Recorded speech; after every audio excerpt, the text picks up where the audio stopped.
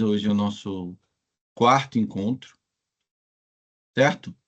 A gente vai continuar falando sobre os protozoários, as doenças causadas por protozoários, os principais, né? Hoje nós vamos falar sobre doença de Chagas, certo? E malária, beleza? Então vou começar compartilhando aqui, pessoal.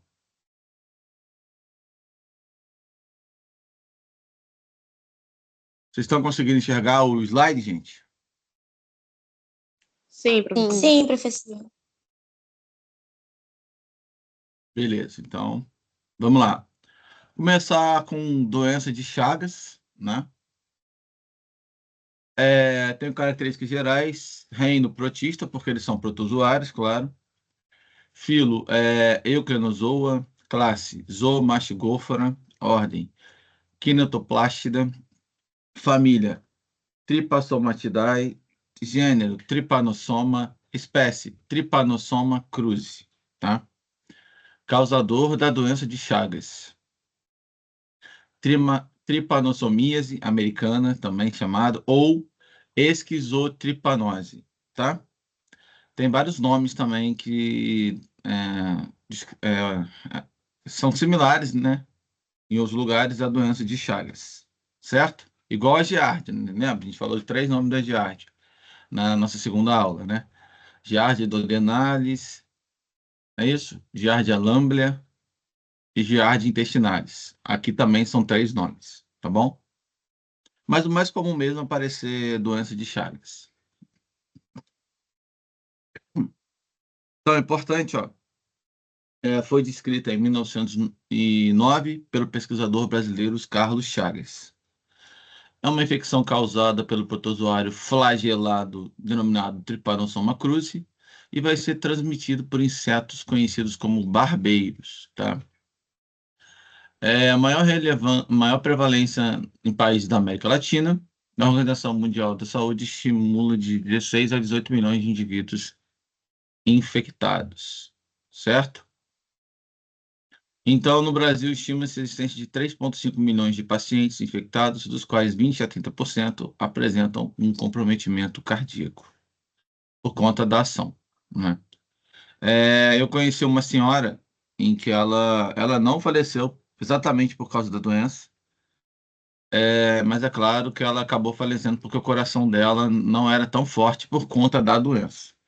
Deu um enfraquecimento no coração dela e ela acabou falecendo na mesa de cirurgia. Ela precisava operar o coração e ela não resistiu.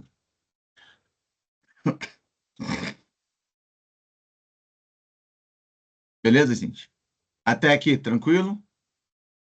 Essa introduçãozinha aí básica. Sim. Beleza. Qualquer coisa, vocês podem falar, tá? Então, pela primeira vez na história da medicina, o mesmo pesquisador identificava o vetor, que é o inseto conhecido como barbeiro, que a gente chama de triatoma, tá? O agente etiológico, que é o protozoário, Trypanosoma cruzi. A doença humana causada por esse parasito. Apresenta descrições epidemiológicas sobre a doença e os reservatórios domésticos e silvestres em que ele acaba se abrigando ali, certo? Então, foi em 22 de abril de 1909 que o sanitarista Oswaldo, o sanitarista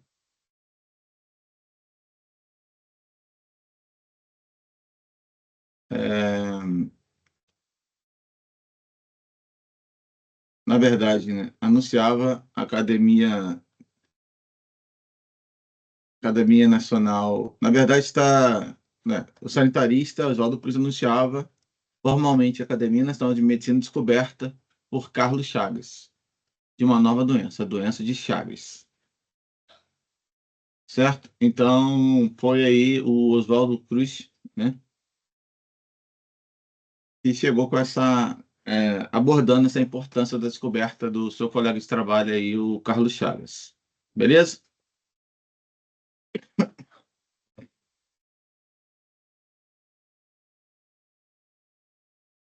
Então, esse nome foi dado, né, gente? É homenagem a um cientista brasileiro chamado de Carlos Chagas, 1879 a 1964, que descreveu o ciclo de vida do parasita causador da doença, o protozoário flagelado Trypanosoma cruzi. A pessoa é contaminada pelas espécies de insetos hematófagos conhecidos como barbeiros ou chupanças, né? Então, o trypanosoma vive no sangue humano e se instala em diversos órgãos, principalmente na musculatura do tubo digestivo e no coração, destruindo esse tecido. Então, o mal de Chagas ou trypanossomiase é uma doença que afeta milhões de pessoas no Brasil. Agora eu tenho uma pergunta para vocês aqui. Na verdade, isso não dá para confundir. Por acaso, quando é descrito assim, ó, o trypanosoma vive no sangue humano e se instala em diversos órgãos, o que que isso acomete a você? Dá a impressão de que ele vive no sangue humano?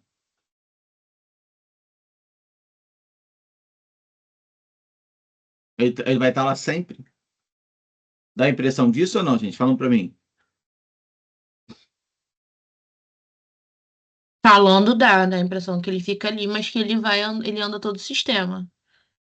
Não, a minha pergunta é o seguinte, gente.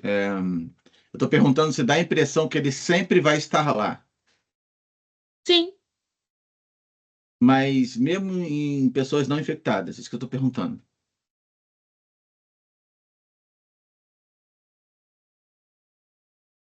Professor, desculpa, mas eu não consegui compreender a sua pergunta. Não, claro, tranquilo. É que eu estou falando o seguinte, gente. Teve uma turma que como veio falar comigo que isso dá a impressão que ele sempre está presente no sangue humano. Na Não, para mim dá questão, a impressão de que fica no sangue de quem é infectado. muito obrigado, é isso que eu queria ouvir. É isso que eu ia falar. Eu fiquei aqui meio assim, tipo, hã? Uhum, Porque se você não for é, infectado, não vai estar no seu sangue. exatamente, né? Então, Exatamente. por que que eu estou comentando isso, gente? Pode ser besteira que eu estou falando, mas o pessoal falou assim, não, mas aí confundiram uma questão, né, erraram.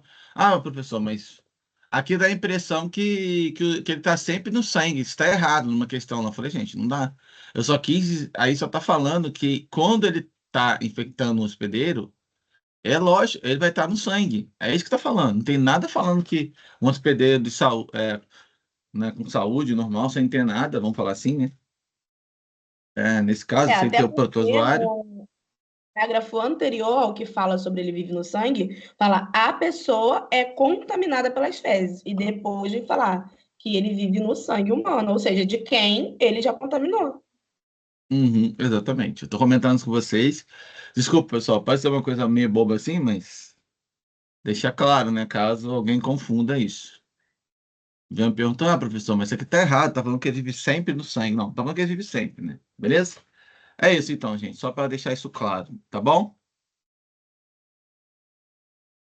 Tranquilo até aqui? Até aí tá tranquilo? Todo mundo tá conseguindo acompanhar? Até aí tá tranquilo, professor. Beleza. Então aí, né? O que é, né? Foi descoberta em 1909, a gente comentou já, é uma doença parasitária também chamada de trypanossomiase americana.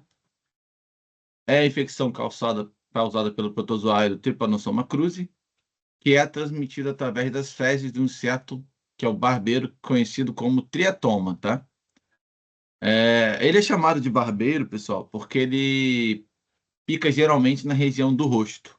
Por isso que ele foi apelidado de barbeiro, tá? Ele tem gosto preferencial pelo rosto. É claro, se você ficar com as outras partes cobertas, né? É óbvio, né? Não é mentir para você isso aí. É óbvio que ele vai picar, ele vai ficar escolhendo tudo, se não, mas geralmente ele costuma picar mais o rosto. Sabe por quê? O rosto, geralmente quando você dorme, é a parte que vai estar descoberta, certo? Certo, gente? Certo, professor. Beleza. Então, olha aí, ó. Pode ser considerado uma antropozoonose, resultado de alterações humanas no meio ambiente. O que significa essa palavra? Antropozoonose. Falam para mim, por favor.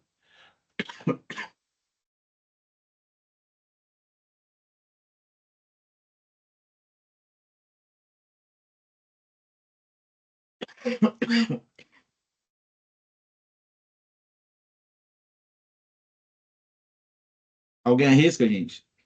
que significa antropozoonose? Doença primária? Não primária, não. Tem uma cola aí depois no final dessa frase.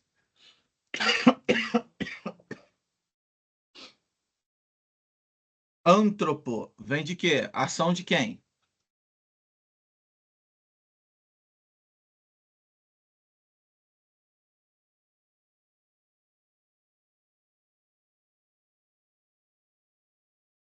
Hein?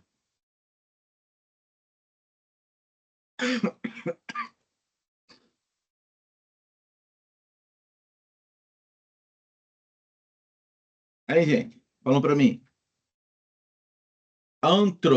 Lembra? Construções antrópicas, construções feitas pelo homem. Então, antropozoonose é o quê? Alterações humanas no meio ambiente que acabam quê? Envolvendo zoonoses. Quem são as zoonoses? Professor, são doenças que passa de animais para ser humano? Isso aí, exatamente isso. Perfeito. Beleza, gente? Ficou claro isso ou não? O que é antropozoonose?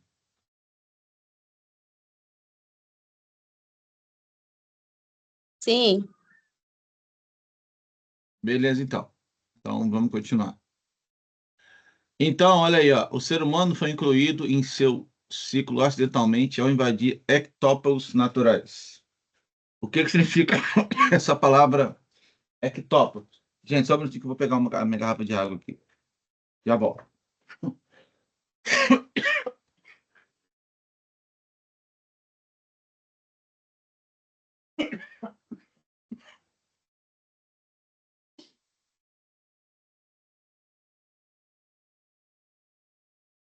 Vamos lá, gente. O que botou aqui ectópagos naturais?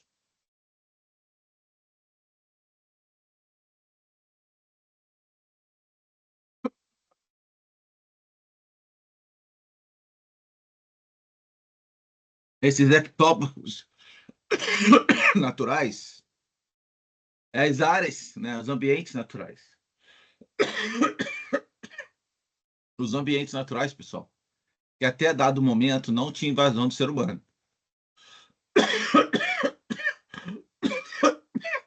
Perdão. Então, recapitulando, quando a gente fala, olha só, o ser humano foi incluído acidentalmente ao invadir ectópagos naturais, ou seja, ele foi, ele foi associado, né, a esse contato com os parasitas.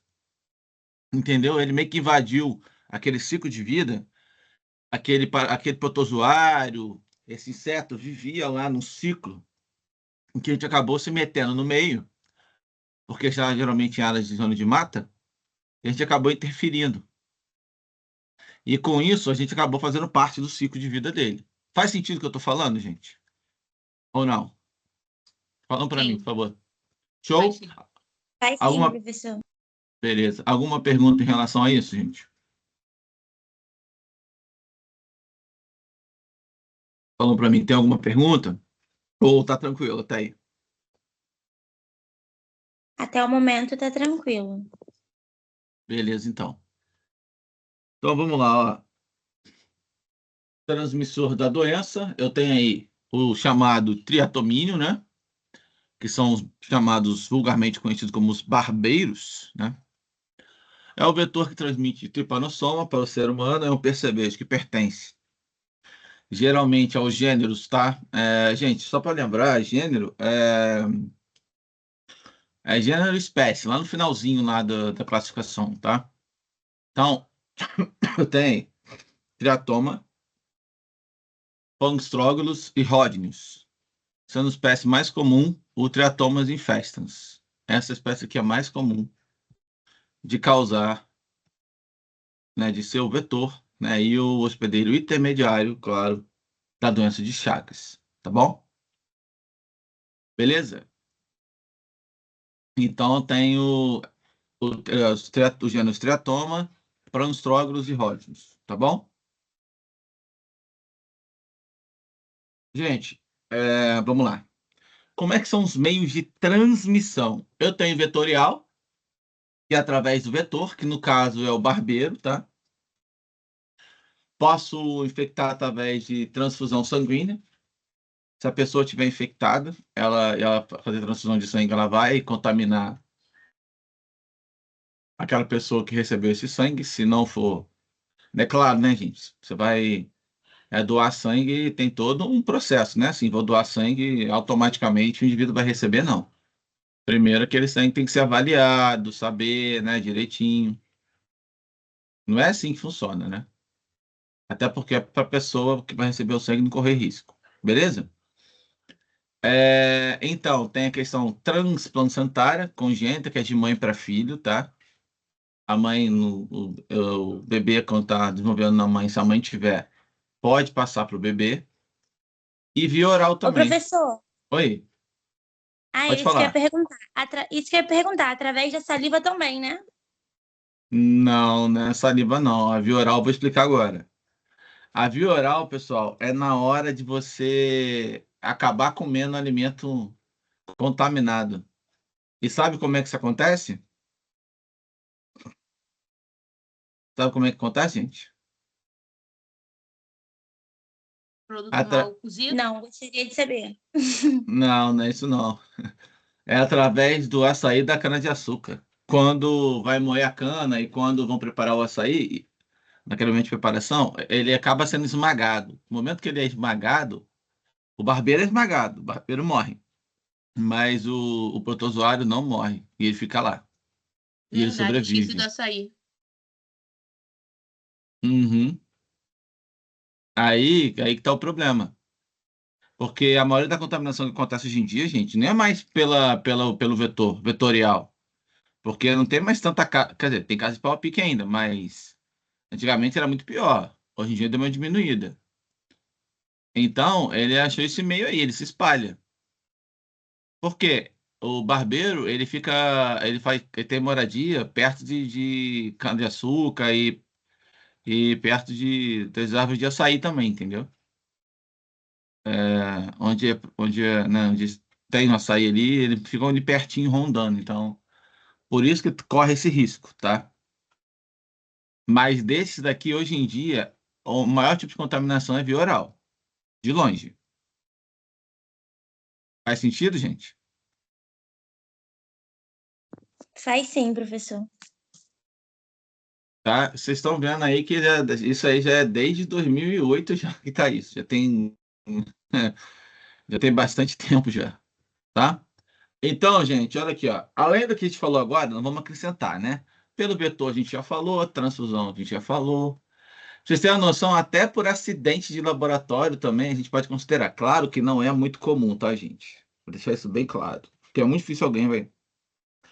Porque para ser contaminado por acidente, tem que ser uma amostra de sangue contaminado ou uma amostra do protozoário lá, que ainda esteja vivo ainda.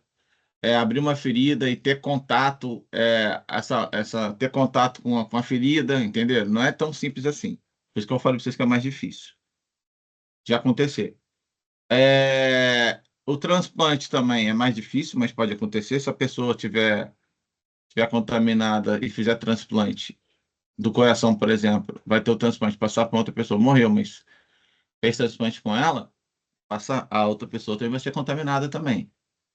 E através do coito também, gente, na relação sexual também. Não é muito comum acontecer também, não, mas pode acontecer. Então, você vê e acrescentando aqui também, que vai aparecer no próximo slide, assim como o leite materno também. Também é difícil acontecer? Também é difícil acontecer. Mas pode acontecer? Pode acontecer. Certo? Você viu que ele encontrou vários jeitos de contaminar, né? De continuar sobrevivendo, né? Faz sentido para vocês? Ó, vocês viram que ele arrumou vários jeitinhos, né?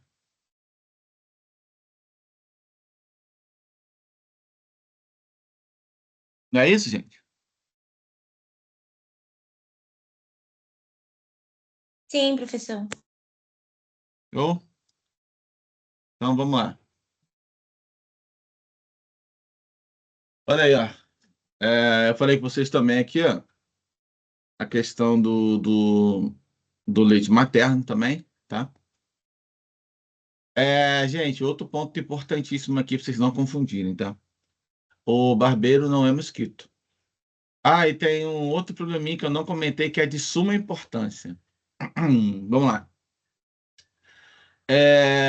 Vocês acham que o barbeiro é igual ao mosquito, somente a fêmea é hematófaga? O que vocês acham?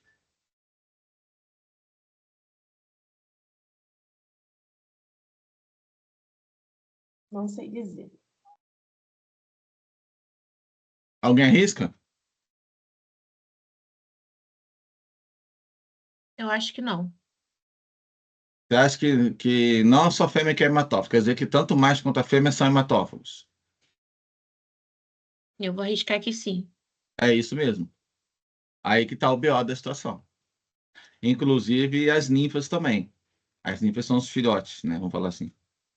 Todos eles são hematófagos. Por isso que é o problema. Não é só a fêmea. Todos eles são. E aí, como é que fica? Por isso que é muito mais complicado você controlar o barbeiro do que um mosquito, por exemplo. Por conta disso. Tá? Para deixar isso bem claro, gente. Então, ó, e outro importante, ó, a doença não é transmitida diretamente pela picada do inseto, que se infecta com o parasita quando suga o sangue de um animal contaminado ou de um ser humano, tá? A transmissão ocorre quando a pessoa coça o local da picada e as fezes do barbeiro penetram pelo orifício que ali deixou. O orifício é o local da picada que deixou, tá? Então ela acaba penetrando ali naquele orifício, certo? Beleza, gente? Tranquilo? Até aí o modo de transmissão? Eu tô falando só do modo de transmissão da picada. Tem outros aí que a gente já comentou, né? Show? Então não esqueçam disso, tá? Todos eles são hematófagos. E isso vocês já sabiam, né? A questão das fezes. O indivíduo vai lá, coça, né? E aí é o que acontece. Agora, por que vocês acham que a gente não consegue controlar muito isso? Pô, se eu ver um barbeiro na hora, eu não vou coçar. Eu vou esticar o braço para baixo, vou lavar, vou passar álcool para eliminar, eu não vou ser contaminado. É tão simples assim? Me falam. Não. Por quê? Professor, se eu vejo, eu nem reconheço. É questão de costume, né? Vocês vão começar a olhar essas imagens, vocês vão reconhecer. Mas nem todos esses triatomíneos são hematófagos, tá? Mas vamos lá. Qual que é o problema, gente? Que não é tão simples assim.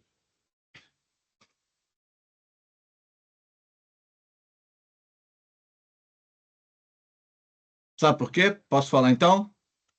Fala. Fala que Fala. eu tô aqui curiosa, mas eu não queria tentar de novo, vai. Beleza, então. Então vamos lá. O barbeiro, ele tem um hábito noturno. Imagina de madrugada lá, você cansado pra caramba, com sono, caindo de sono, sente uma picada às vezes. O que automaticamente você vai fazer? Você vai coçar.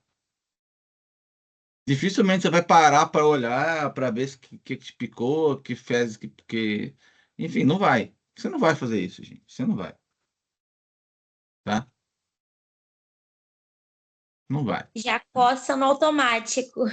Exatamente, já coça no automático. Ainda mais você dormindo, né? Você não vai nem. Você acha que você vai ficar preocupado, vai ficar olhando lá, caçando o que te picou? Não, você vai coçar. Aí que tá o BO da situação.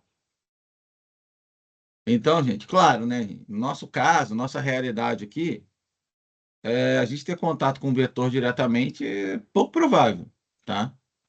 Até porque tem que ser em região mais carente, faz saneamento básico, casas pau a pique, enfim, né? O nosso caso é bioral mesmo, na maioria dos casos. Beleza? Faz sentido? Faz sim. Ai, sim, professor. Beleza. Então, gente, de uma maneira aqui bem resumida, tá? Vamos lá, ó. O barbeiro vai lá arrancar, vai chupar o sanguinho nosso aí. Aí, logo que ele termina de encher o barrigão dele, ou dela, ele vai automaticamente cagar ali, defecar. Assim que ele defeca, se ele estiver contaminado, ele vai liberar o Trypanosoma cruzi aí, né? Esses protozoários que vão ficar ali nas fezes, aí a gente vai acordar naquele susto, acaba coçando e acaba levando as fezes dele para a lesão, aquela onde ele acabou de se alimentar. Com isso, elas vão cair lá na corrente sanguínea e vão contaminar o hospedeiro, né? Claro que isso aqui é uma forma bem resumida, né, gente? Tem muito mais processo que a gente já vai falar.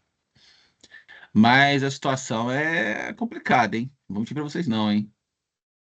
É assim, ele não leva ninguém a óbito de cara assim com facilidade. Só que o problema é que vai diminuir vai reduzir seu tempo de vida, com certeza, porque seu coração vai ficar mais fraco, em alguns casos, né? Tá bom? Beleza? Eu dei uma resumida, mas nós vamos entrar mais em detalhes. Tá bom? Isso aqui é só o modo de transmissão. Alguma pergunta, Professor, gente? Oi. a sua tela de transmissão para mim sumiu. Eu não sei se para todos. Eu já até desliguei aqui, liguei de novo, mas continua sem aparecer a sua tela de transmissão. Pra mim também sumiu. Espera aí. Ah, tá. Não sei por que tá acontecendo isso. Deixei de compartilhar, não apertei nada. Vamos lá. Voltou agora? Sim. Tá. Beleza? Então vamos continuar. Então, gente, ó, como a gente tinha comentado, o vetor Trypanosoma cruzi. O vetor do Trypanosoma cruzi é o barbeiro. A maioria das espécies vive em meio silvestre, tá? Como eu tinha comentado com vocês, ele tem hábitos noturnos, vive nas frechas de casas de pau a pique, ninhos de pássaros, cascas de troncos de árvores, toca de animais, embaixo de pedras, e principalmente em copa das palmeiras de açaí, né?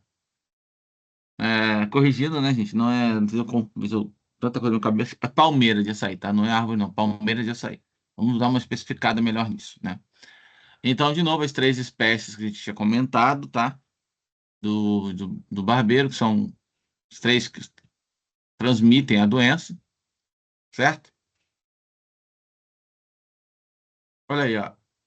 O barbeiro adquire os tripanossomas ao sugar o sangue de pessoas ou animais silvestres contaminados, como tatus, em cujas tocas o barbeiro costuma se abrigar.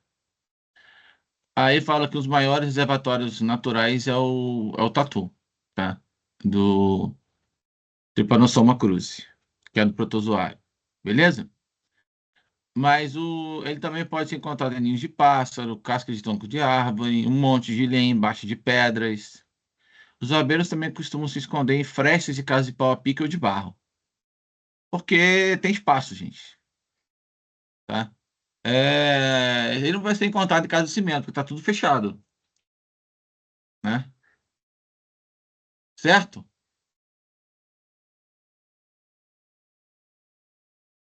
Certo ou não, gente? Até aí, tranquilo? Tranquilo. Sim, tranquilo. Beleza. Então, como eu falei com vocês, eles saem da toca durante a noite e procuram de alimento de sangue. Geralmente pica as pessoas no rosto. Porque geralmente é o rosto que está é o único que está descoberto. Mas caso você deixe a perna, alguma outra coisa, ele vai se fartar também, porque ele tá nem aí. O negócio ele quer é chupar seu sangue. Tá?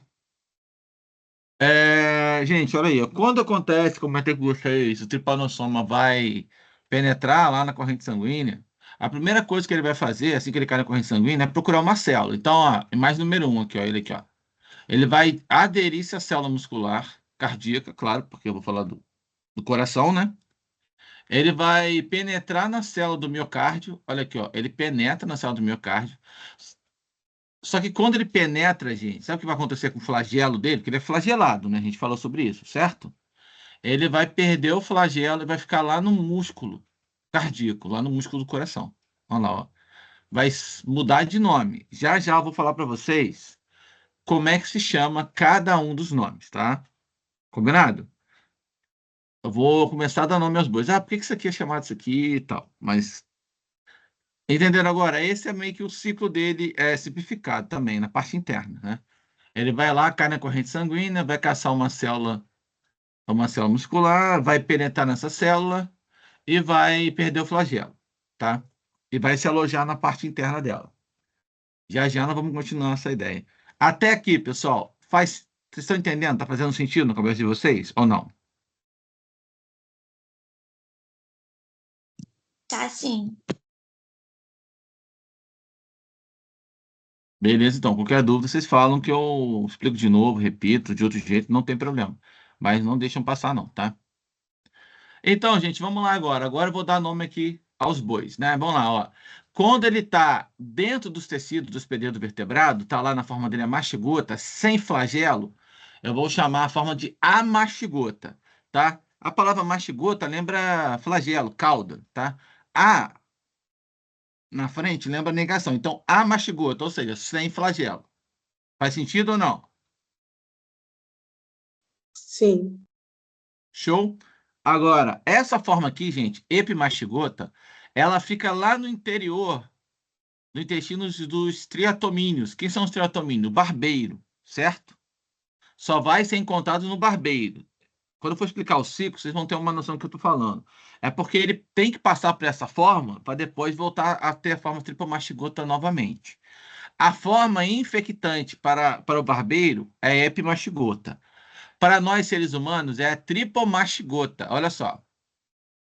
Ela tem um flagelo muito maior. Olha aqui, ó. Olha o tamanho do flagelo da epimastigota. E olha o tamanho do flagelo da tripomastigota. Beleza, gente?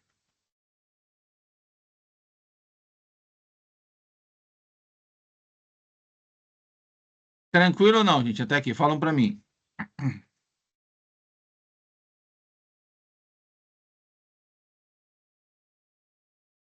Vocês entendem? Tranquilo.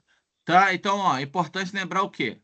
A mastigota afeta o interior dos tecidos, intracelular. Epimastigota é a etapa que ela vai ser infectante somente para o barbeiro, tá? E só vai estar presente também dentro do barbeiro, no ciclo de vida que vai envolver o barbeiro. Por que eu estou comentando isso com vocês? Porque, nesse caso aqui, o barbeiro é o meu hospedeiro intermediário, certo? E o ser humano é o definitivo, tá? Vamos lá, então. Se isso ficou claro para vocês agora, que tripomastigota é a forma infectante, o epimastigota é a forma infectante só para o barbeiro, e a mastigota é a forma intracelular sem flagelo, sem cauda. Vamos continuar. Olha aí, ó. Epimastigota é a forma encontrada no tubo digestivo do vetor e não é infectante para os vertebrados, tá? No tubo digestivo ocorre uma transformação do parasita, dando origem às formas infectantes presentes nas fezes. É lá no final que isso vai acontecer, no final do ciclo que vai ter dentro do barbeiro, do hospedeiro invertebrado.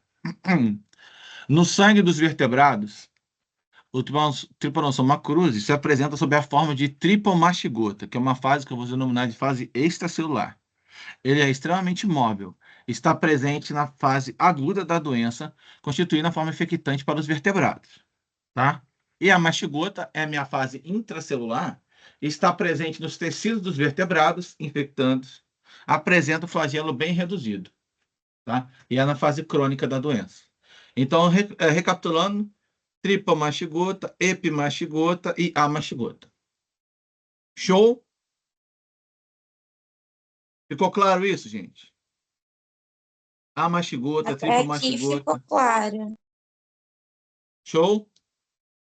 Beleza? Então, qualquer dúvida, vocês me falam que eu explico de novo, não tem problema, nem que eu mude a explicação. Qualquer coisa vocês me falam. Então, vou continuar, tá? Olha aí, gente, só para vocês terem uma noção aí, ó.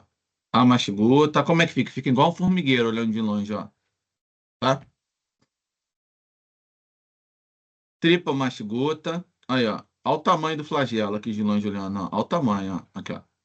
Beleza? o epimastigota, flagelo bem menor, quase não consegue ver direito, tá?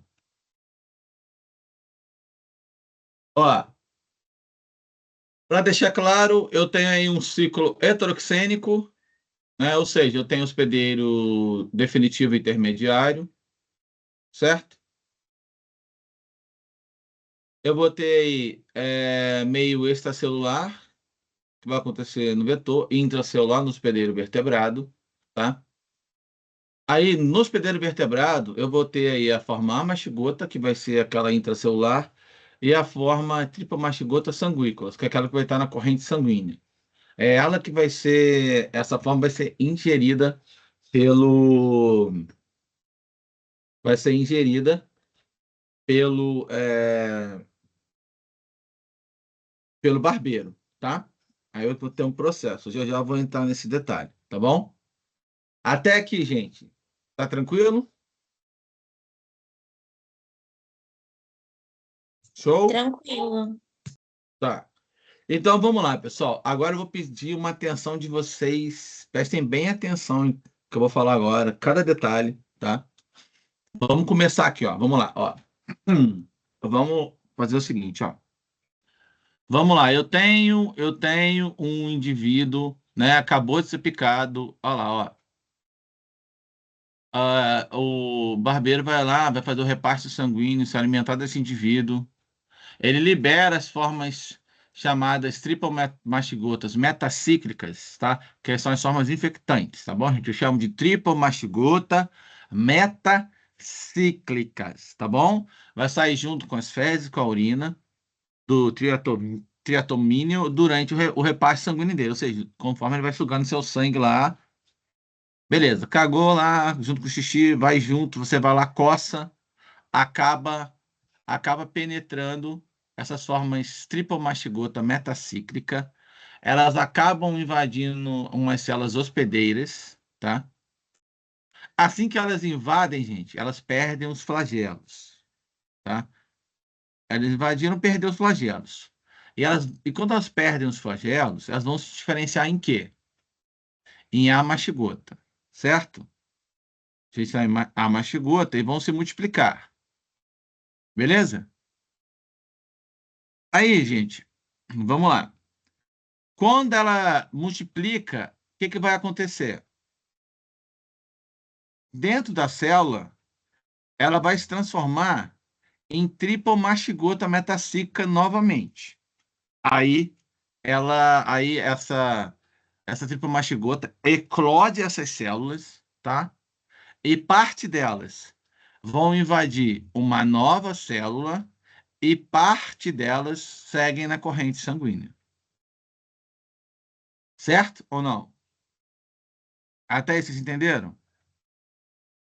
Recapitula para mim, professor. O indivíduo é picado, né? Enquanto o barbeiro está ali se alimentando do sangue, ele faz o xixi, né? O cocô, a pessoa coça, e Isso. aí essa infecção invade lá a corrente sanguínea. A isso? infecção não, peraí, vamos corrigir. O protozoário, tá? O protozoário Invade o invade. protozoário. Aí ele perde o flagelo e vira o amacigota. Dentro da Dentro célula. da Ela invade a célula. célula. Isso, pode falar. Já é dentro da célula? Sim, quando ele se transforma na forma amastigota, é porque ele já penetrou dentro da célula. Não foi o que a gente Tá. falou? Intracelular, tá? Vai lá, pode continuar o raciocínio. Não, vai é lá. porque eu confundi com a parte de que quando ele entra dentro da célula, ele se transforma novamente em tripomacigotas. Tripomastigota. Não, mas isso é no final, isso é depois. É quando está prestes a eclodir. No final que ele faz isso. Quando ele vai romper a célula já, que a célula já está cheia de amastigota, aí ele vai e rompe a célula, se transforma em tripomastigota metacíclico novamente, ou ele vai invadir uma nova célula, ou ele fica circulando na corrente sanguínea. Entendeu agora o que eu falei? Sim, então eu me perdi na parte de que dentro da célula ele perde os flagelos, que aí eu confundi com esse final. É porque assim, ele invade, então, ele vai invadir, no momento que ele invadiu, ele perde o flagelo. Entendeu agora? Assim que ele invadiu, ele perdeu o flagelo. Agora, quando ele sai, ele meio que retorna aquela forma de tripomastigota dele. Entendeu? Ele vai se diferenciar novamente. Ele sai da forma mastigota e vira triplo mastigota. Beleza? Ou não? Melhorou agora? Sim, no caso, ele, dentro da célula, perdeu os flagelos, virou a mastigota, Isso. né? Depois Uhum. disso, depois que ele virou a mastigota, ele faz o quê? Então, Essa isso que eu parte que tô eu falando perdi. agora. Então, depois de um tempo que ele ficou lá, né? Ele acaba se transformando de novo em tripla mastigota e rompe essa célula que ele estava agora ocupando. Rompeu. Encheu tão de mastigota que eles rompem. Assim que eles rompem, eles saem nessa forma tripla mastigota novamente. Entendeu agora? Ah, sim, perfeito. Tá? Perfeito? Aí o que vai acontecer? Ou ele, partes deles, desses tripla mastigotas, ou metacíclico, né? Metacíclico, que é a forma infecciosa. Ou ele vai acabar contaminando uma nova célula, ou ele vai nadando livre na corrente sanguínea. Entendeu agora o que eu falei? Sim, Certo? A partir do momento em que ele fica correndo livre lá, aí vem um barbeiro, pode ser contaminado ou não, vamos supor que não seja contaminado. Ele vai alimentar do sangue desse homem ou de outro mamífero e vai fazer o quê? Ele vai ingerir a forma tripomastigota metacíclica, certo? Beleza? Ingeriu. Aí, o que vai acontecer lá no intestino dele? Ele vai, ele vai converter, tá?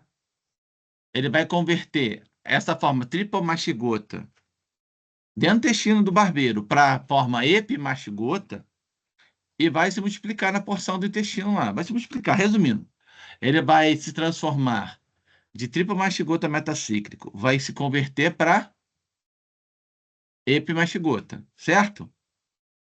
Aí, quando ele estiver lá no final do intestino do barbeiro, prestes já a sair lá, porque ele vai ser eliminado, né? Ele se transforma de novo em tripomastigota metacíclica. Aí acontece aquele processo novamente, que o barbeiro vai, defeca, depois que ele se alimentou, a gente coça e vai sofrer a contaminação novamente.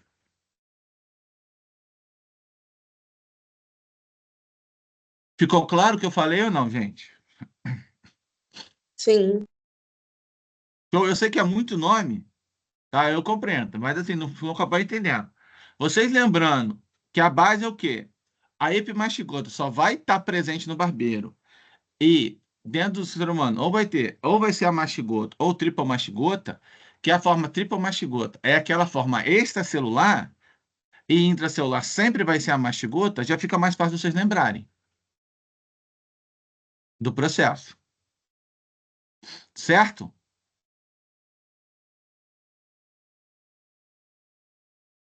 Alguma pergunta, gente, em relação a isso? Ou todo mundo pelo menos entendeu como é que funciona esse trâmite aqui do ciclo?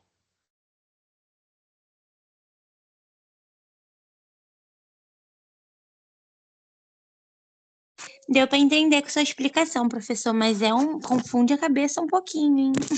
É porque é muito nome, gente, é normal, é muito nome. Eu sei que é porque vocês não estão acostumados, entendeu? Mas ó, o próximo ciclo também é um pouco mais complicado, mas vai vir muito esse nome de novo. A mastigota tem novamente. Os outros nomes mudam um pouco, mas, por exemplo, a mastigota você já sabe, é mesmo com a mesma coisa, sem flagelo. Entenderam? Tem muita coisa que é meio repetitiva, tá? Eu imagino, é normal, isso é normal. Mas conforme vocês vão estudando, isso vai ficando mais claro, tá bom? Faz um mapinha mental, beleza? Gente, eu não vou entrar nesse detalhe aqui, porque eu já expliquei bem explicadinho no anterior, tá? É a mesma coisa, eu só deixei uma outra imagem, tá bom? Vamos lá. Agora, a apresentação clínica, pessoal, ou ele pode ser uma forma aguda ou forma crônica, tá? Da doença. Quando eu tenho a forma crônica, ela pode ser indeterminada, cardíaca, digestiva ou associada. Resumindo, gente, indeterminada é aquela que é assintomática. A pessoa não vai sentir nada, tá bom? Tá contaminada e nem sabe se bobear. Cardíaca, afeta o coração. Digestiva, afeta o sistema digestivo. E associada vai estar tanto com cardíaco quanto com digestivo ao mesmo tempo. A pessoa foi premiada, entre aspas, né? Pode acontecer, tá? Resumindo, é isso.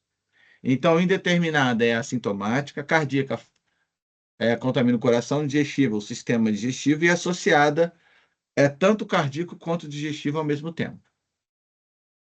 Tá bom? Pessoal, vamos lá. A doença possui uma fase aguda e outra crônica, podendo permanecer assintomático durante anos. Alguns dias após a picada, pode haver febre, mal-estar, sinais de inflamação, aumento do baço e do fígado e distúrbios cardíacos. Já na minha fase aguda, eu posso desenvolver ali o chagoma no local da picada, que a área se torna vermelha e endurecida. Eu já vou mostrar para vocês uma imagem do que é um chagoma, tá? O sinal de Romanã é esse aí, com a menininha, coitada, com o olho inchado, ó, quando a lesão ocorre próximo aos olhos. Eu chamo de sinal de Romanã. Professor, isso é importante saber? Com certeza, gente. Chagoma, sinal de Romanã é importante. Por quê? É uma forma de identificação de uma contaminação de quê? De um protozoário do tripanossoma. São os pontos chaves para você identificar a partir de diagnóstico. Tem grande chance. Certo? Certo, gente? Ou não? Tranquilo? Até aqui? Sim, professor. Certo. Tá. Beleza? Então tem que lembrar do chagoma e do Certo. sinal de Romanã. Importante, tá? E na fase crônica? Pode acontecer muitos anos depois da infecção. A maioria dos casos, o coração já está comprometido. Olha a diferença de um coração saudável para quando ele vai aumentando de tamanho. Olha a diferença. Aumenta muitas vezes o tamanho, tá? Podendo causar falta de ar, tonturas, taque cardíaco, bradicardia, inchaço nas pernas, lesões no fígado e, claro, comprometimento do sistema nervoso também. É muita coisa, tá? Desencadeia muitos sintomas, tá, gente? É bem extenso, beleza? Fase crônica é a fase mais grave, tá? Como eu tinha comentado com vocês aí, a fase aguda pode ser sintomática ou assintomática. Manifestações locais, botei o sinal de Romanã, botei o chagoma de inoculação, vai podendo gerar aí febre, edema, poliadenia, insuficiência cardíaca, certo? Eu botei assintomático também, pode ser uma coisa, como eu falei com vocês, é indeterminada, já tinha dado o spoilerzinho anterior. Posso também desenvolver problemas cardíacos e digestivos ao mesmo tempo, que é aquela que eu falei com vocês, que é associada. Certo? Beleza, gente?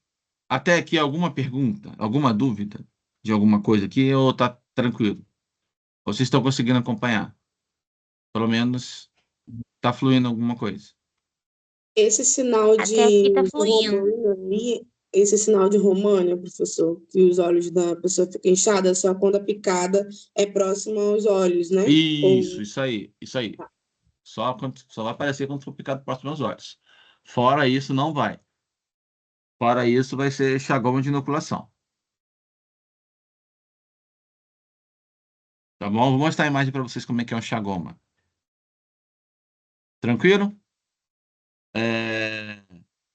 Então, até aí tá tranquilo, né? Vou continuar então. Qualquer coisa, vocês sinalizam para mim, por gentileza.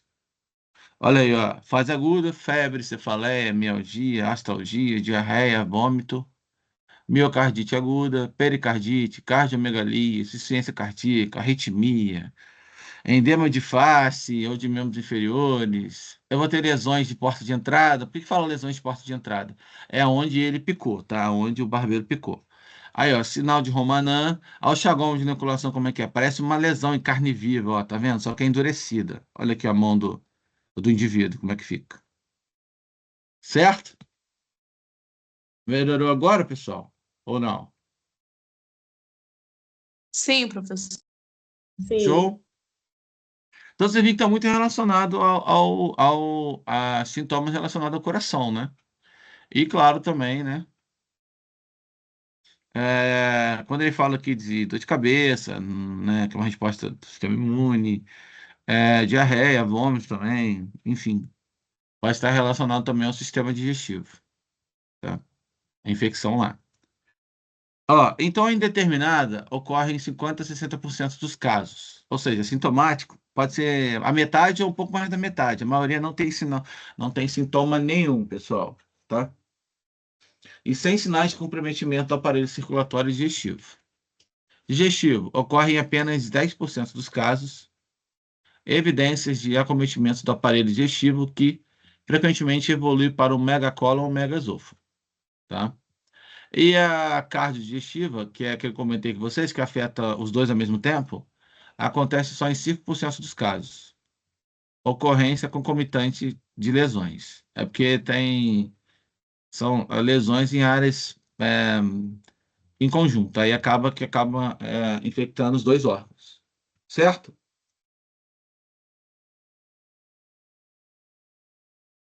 Beleza, gente? Beleza.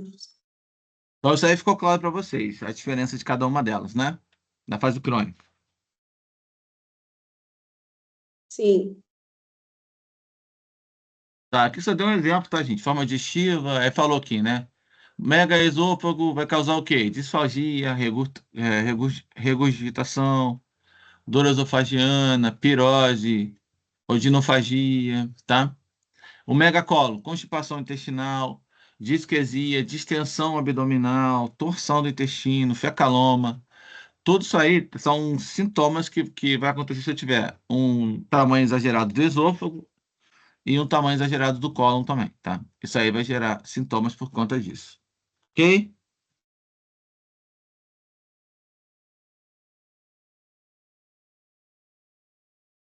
Aqui, gente, eu tenho uma inflamação progressiva e fibrosante, certo? Eu botei aí um infiltrado inflamatório, imunológico, resposta imunológica, tá? Uma inflamação ali. Pode acontecer de uma infecção, aconteceu um remodelar o meu ventrículo. Lembra que a gente tem dois ventrículos, dois átrios, posso acabar alterando o formato deles por conta da infecção, do aumento, né?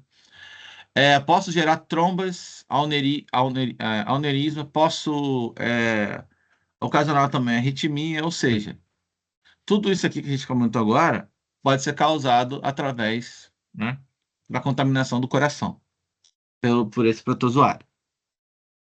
Bom?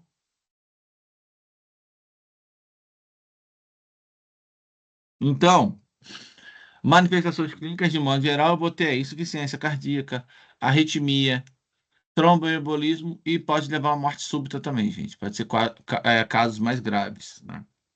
Posso levar o indivíduo à morte. Beleza? Gente, alguma pergunta? Até aqui, vocês estão conseguindo entender? Como é que tá a situação aí? Me fala. Tá dando para entender, professor. Tá, beleza. Então, qualquer coisa, vocês falam aí, tá? Se alguém tiver alguma dúvida, por favor, não fica omitindo, não larga para lá, porque eu volto a falar para lembrar. A prova agora vai ser presencial, hein? Não esqueçam disso, tá? E o diagnóstico vai ser através de áreas epidemiológicas, né? Eu saber que naquela área pode ser uma área endêmica. Teste sorológico, né? Para identificação perdão, gente, de DNA do parasito e teste clínico também. Beleza? Eu posso, dentro do meu teste sorológico, para identificar a cadeia, posso usar ELISA, posso usar imunofluorescência indireta e posso usar também imunoglutinação indireta também, tá?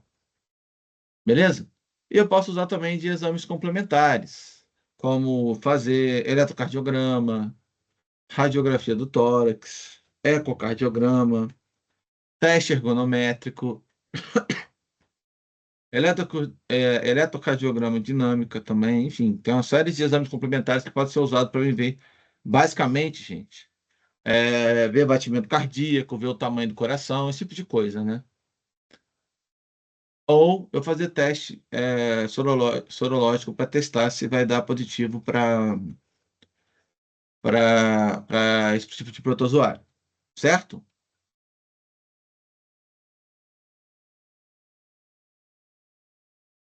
Até aí tá fluindo, gente? De um modo geral, pelo menos? Ou não? Sim, professor. Tá. O tratamento, eu tenho aí o benzimidazol, nifurtimox, são indicados em todos os casos, tanto nos casos agudos quanto os congênitos, e na fase tanto aguda quanto crônica também.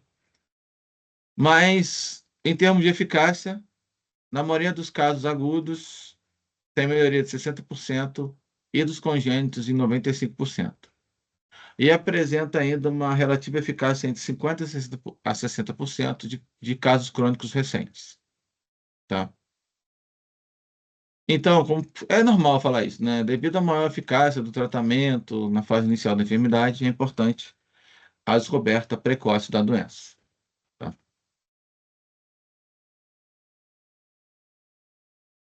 Então, a droga que fica disponível no Brasil é mais o benzimidazol. Aqui só está falando a porcentagem da dose, 5 miligramas quilo por dia em adultos e 5 a 10 miligramas por quilo por dia das crianças, dividindo entre 2 ou 3 tomadas diárias desse medicamento durante praticamente 2 meses, tá? E tem também o Nifortimox, que pode ser utilizado como alternativa em casos de pessoas que têm problema de intolerância com esse tipo de medicamento, o benzimidazol, certo?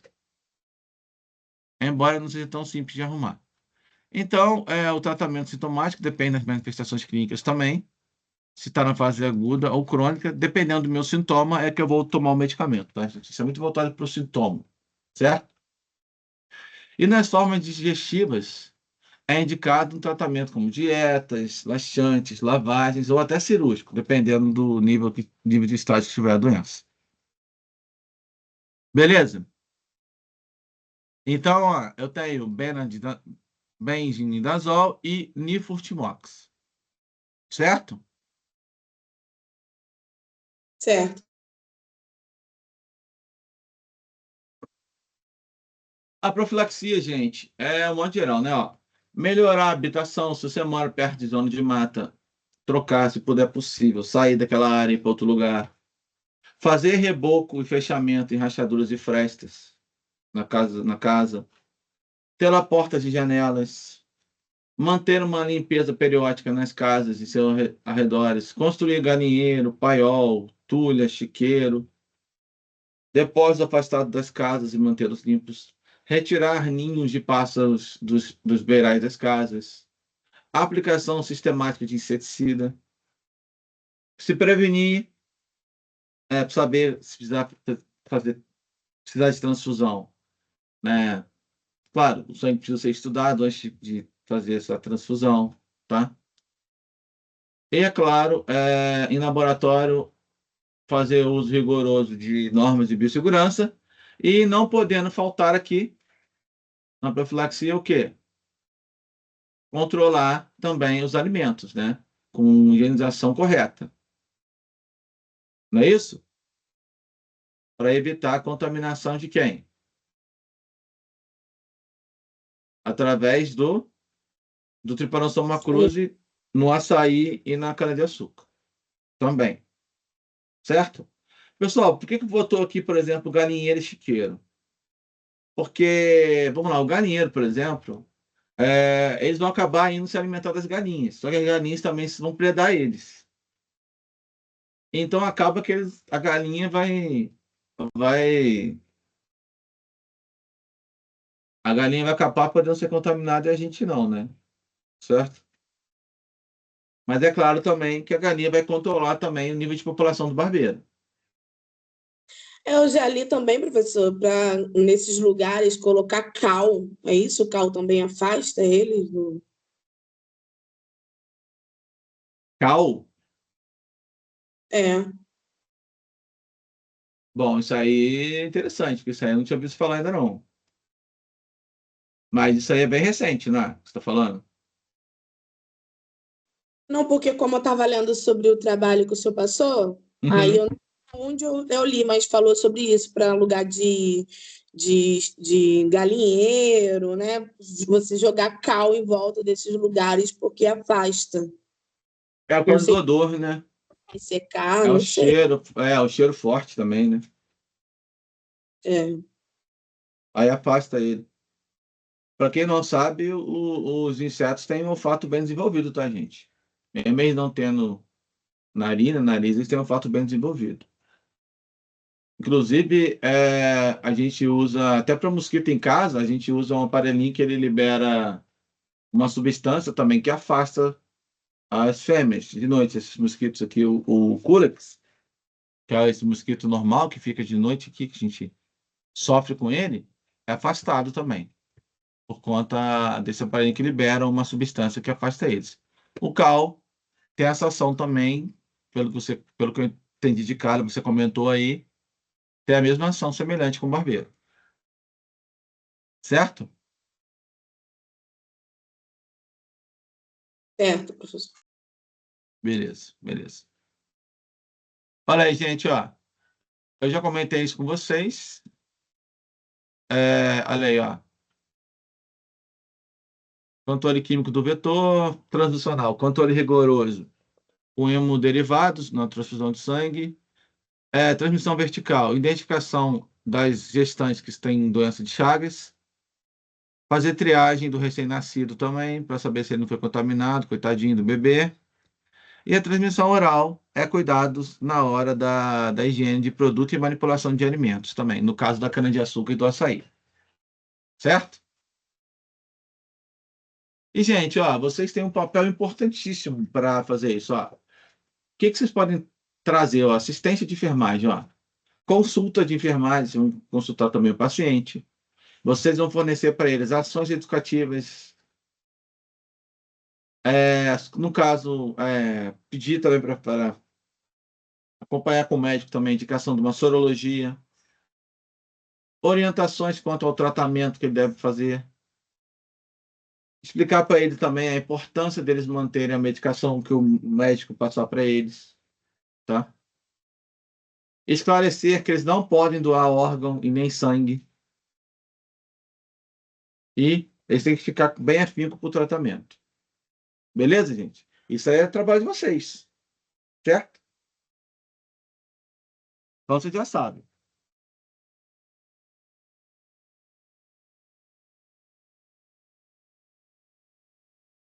Então, ó, estima-se, na parte de biologia, estima-se que existem de 2 a 14 bilhões de pessoas infectadas pela doença de Chagas em uma larga extensão na América Latina e 8 milhões de pessoas no Brasil.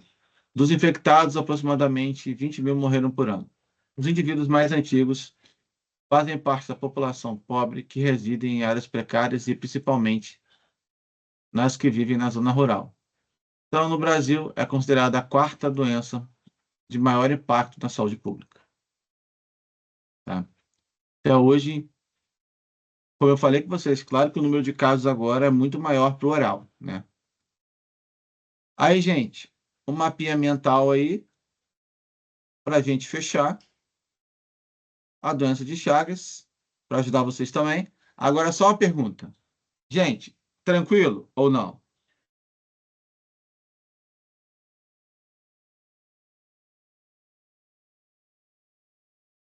Até aí. Fluiu ou não fluiu, gente? Falam para mim. Fluiu mais ou menos, né? Muita coisa para. Normal. É. É normal. Mas Não é vai. normal. Nem Mas que seja por assim, cima da gente. qual que foi a maior dificuldade que vocês tiveram até essa aula que eu acabei de passar aqui? É o que? É o ciclo? É os nomes? É o quê? Medicamento? É o quê? Eu acho que é mais gravar os nomes mesmo de tudo, que cada coisa tem um nome específico. Então é o mais complicado. Pra mim, né? Você está falando do nome das etapas do ciclo. Não é isso? Sim, É, sim. tá, mas isso aí é com o tempo, gente. Isso aí é tranquilo. Isso aí vocês pegam estudando, igual que é o mapa mental para ajudar aí, né? Eu sempre deixo o mapa mental. Tá bom? Mas vai dar boa. Vocês vão ver. É só dar uma estudada aqui também. Eu vou passar um estudo dirigido, vai dar para dar uma focada também, tá? Vamos agora para a última da nossa noite, leishmaniose, tá? Professor, Oi, pode falar. começar aí, só para poder esclarecer sobre aquele do CAU que eu te falei, eu acabei de encontrar aqui. Foi sobre uma campanha do Rio Grande do Sul, né, que a Secretaria de Saúde de Rio Grande do Sul fez. Aí eles falaram que, além de manter limpo, né, a casa com essa limpeza periódica que o senhor falou aí, falou para usar uma mão de cal nas estrebagens, galinheiros. Então, veio da Secretaria de Saúde de Rio Grande do Sul uma campanha que eles fizeram para poder manter, né, o estado livre da transmissão vetorial. Ótimo, ótimo. É legal falar isso. Qual ano foi isso? Fala para mim, por favor. 2015. Essa É, aqui é de 2015. relativamente recente, né? Tem nem 10 anos. Provavelmente deve ter tido algum surto, alguma coisa do tipo, porque eles estavam aqui fazendo folders, cartazes para poder Isso. informar para a população.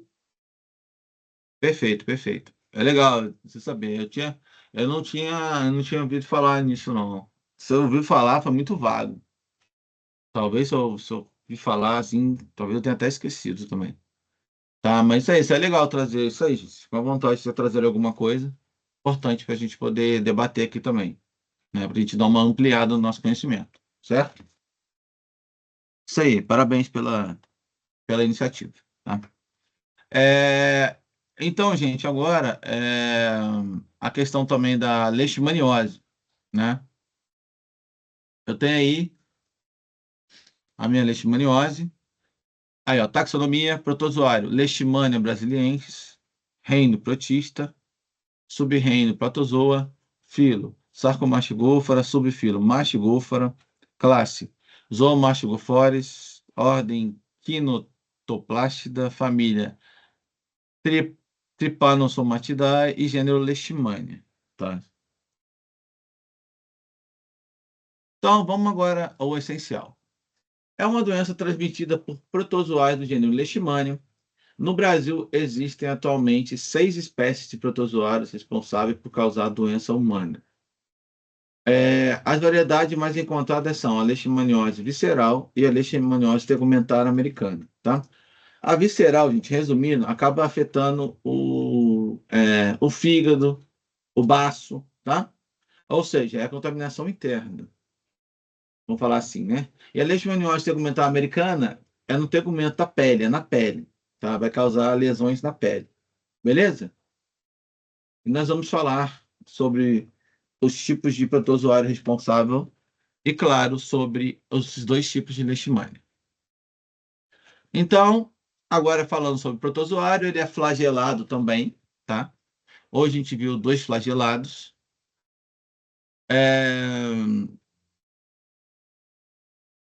2 hospedeiros obrigatórios.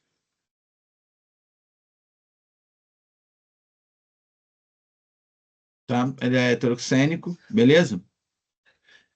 O vetor vai ficar lá no lúmen do trato digestivo. Aí tem aqui Leishmania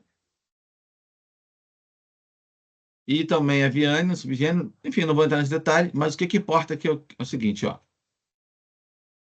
O hospedeiro vertebrado, células do sistema mononuclear fagocitário, principalmente macrófagos, a gente pode acrescentar também o neutrófilo. O que quer dizer aqui? Eu vou resumir para vocês, tá?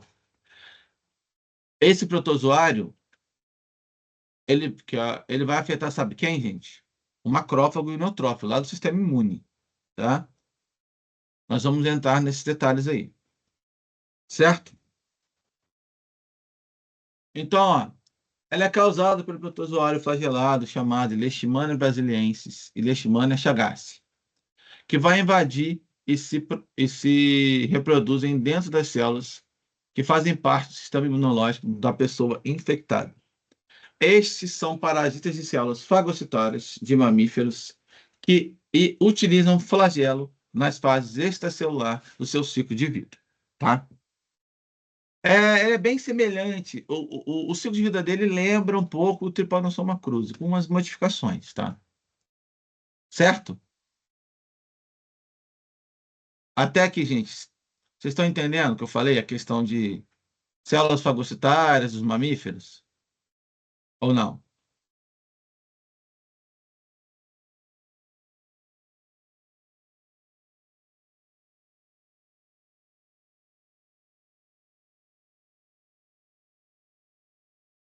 Hein, gente? Vocês sabem que as células fagocitórias, né? Como macrófago, neutrófilo, basófilo. Sim ou não? Biologia celular e molecular. Estão lembrando? Histologia também fala sobre isso. Hein, pessoal? Vamos lá.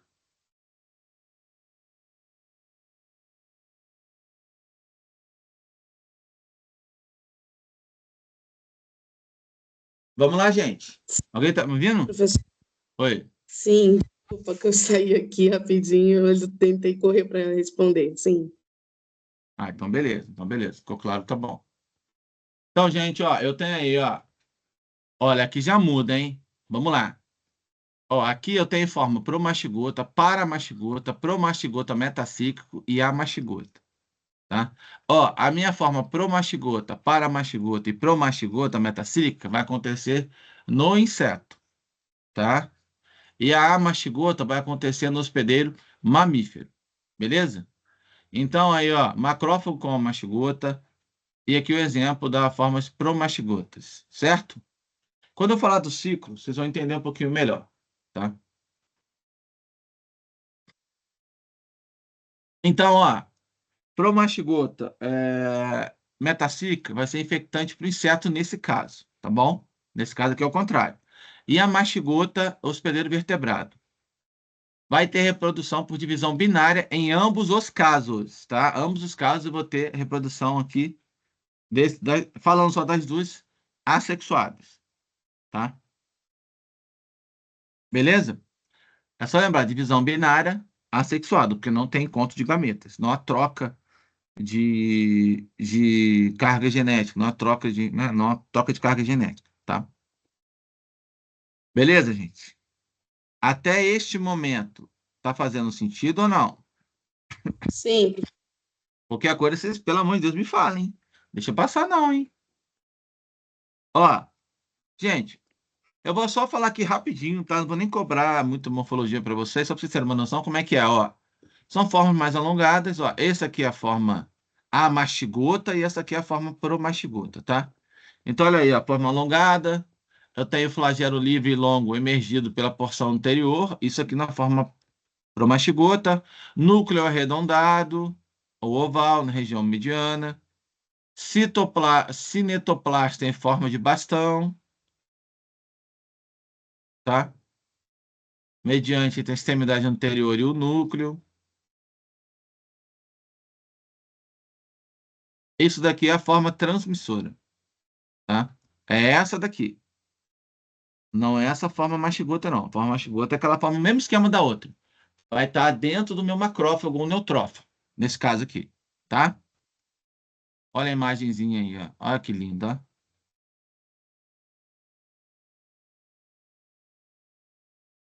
E a minha mastigota, ela é mais ovável, esférica, núcleo grande arredondado, olha aqui, ó. Também tem o sinoplasto. Eu tenho vacúolos também espalhados aqui, essas bolinhas aqui claras. Não tem flagelo livre. Microtúbulos também. Aqui dentro, tá? Bolso flagelar, núcleo esférico denso, enfim. E essa forma aqui vai ser encontrada dentro dos macrófagos, tá? Gente, eu não vou obrigar vocês a lembrar detalhes da morfologia, mas eu quero que vocês pelo menos lembrem que a mastigota vai estar onde? Dentro do meu macrófago, tá? Isso é importante. E a outra é a forma infectante livre, tá? Olha aí, ó. A forma amastigota. O ciclo de vida, a doença é transmitida através da picada do mosquito, o flebótomo. Opa, pergunto a vocês então. Agora eu estou falando de mosquito. Somente a fêmea faz repasse sanguíneo ou o macho também?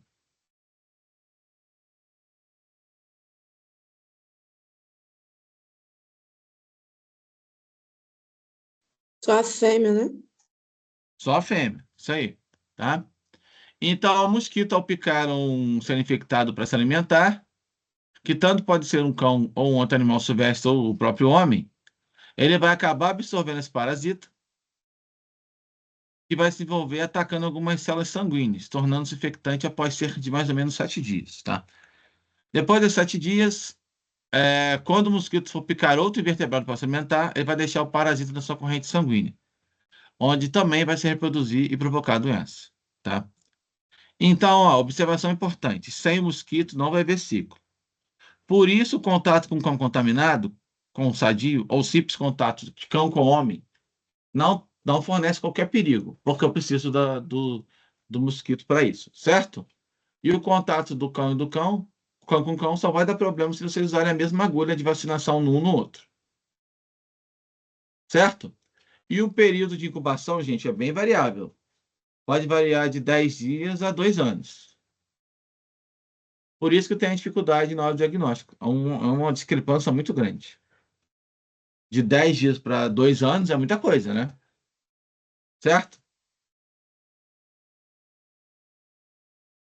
Certo. Beleza? Só para avisar, o cachorrinho sofre também, tá? Com essa doença, tá? Inclusive, aqui em Maricá, há um tempo tava tendo um caso de leishmania. Não sei se vocês ficaram sabendo. Em algumas regiões aqui.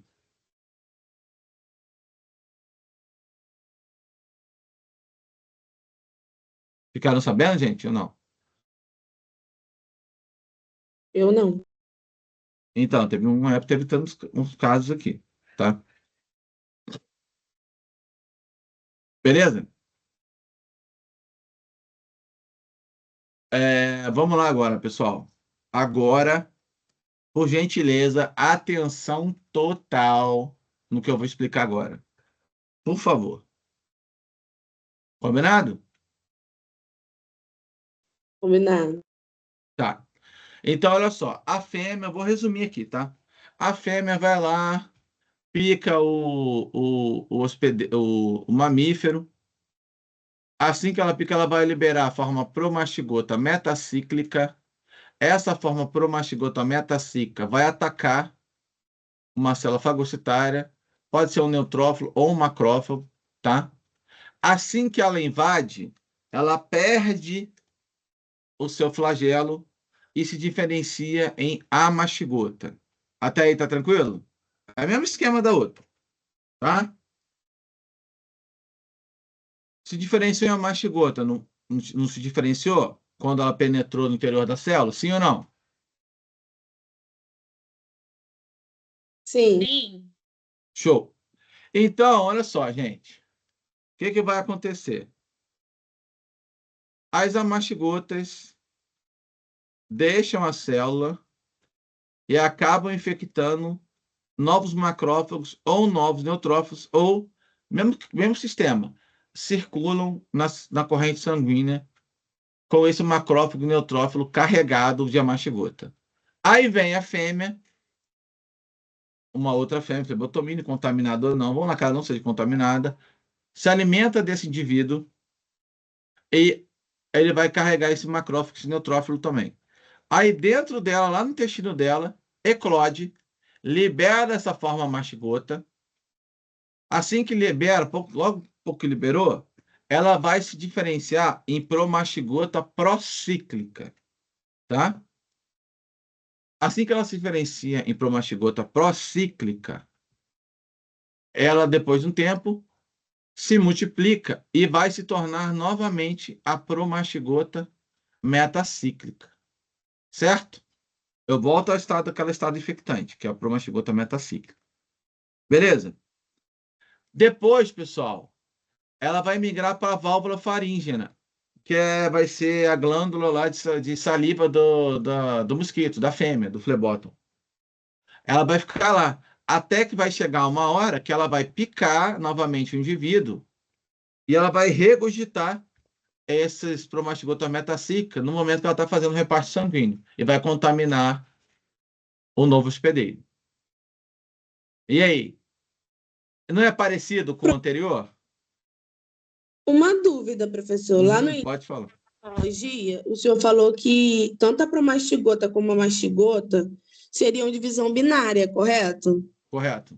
Aqui no seu slide está divisão simples. Sim, mas aí divisão simples. Ah, você está falando aqui de divisão simples? Você está falando aqui? Para o Aqui? mastigoto, se diferenciam em mastigota e se multiplicam por divisões simples. Tô lá na parte verdinha, não acho que no terceiro. Ah, tá. Então, ele vai se multiplicando, né? Quando eu falo divisão simples, gente, eu quero dizer que não tem conta de gametas, não. É divisão binária mesmo. Vai se multiplicando, entendeu? Simples de divisão binária quer dizer a mesma coisa. É uma coisa mais básica. Quando eu falo divisão simples, gente, é uma divisão básica. Não tem contas de gametas, nada disso. Não tem troca de... Não tem parte sexuada, enfim, tá? Beleza, gente? Alguma pergunta? Vocês veem que é bem similar ao anterior. Tem umas pequenas diferençazinhas aí, mas de um modo geral é semelhante, não é? Sim ou não? Sim. Tá? Lá no barbeiro, dentro dele, eu vou ter a epimastigota e aqui dentro eu vou ter a promastigota procíclica, que é semelhante ao epimastigota lá do barbeiro. Tá bom? Então, gente, ó, só para resumir, tá? Ó, como eu já tinha comentado com vocês, ela vai recurgitar a forma premastigota metacíclica lá na derme, tá? Então, o que que é importante aqui agora? É isso que eu falei agora, tá? E a importância é lembrar que, ó, são vetores, Fletomidae, como a lutsomia e a espécie Flebotomus, tá? Mas no território brasileiro, mais comum é essa aqui, lutsomia longipalpis, tá? É a espécie de mais predominância. Beleza? Ele é vulgarmente conhecido como mosquito palha, tá, pessoal? Ok. Show? Isso aqui eu vou pular, tá? Mas isso eu comentei com vocês de modo geral. Isso aqui é só uma explicaçãozinha. Isso aqui também eu vou pular. Mas é só entrando um pouquinho mais de detalhe, mas eu não vou me atentar a isso. E isso aqui que é importante. Agora eu quero falar que, olha só, ó, abri um alerta, ó. Somente promastigota metacíclico são infecciosos para o hospedeiro vertebrado. O promastigota procíclico é para o flebotomínio, tá? Ele é infeccioso por flebotomínio. Beleza?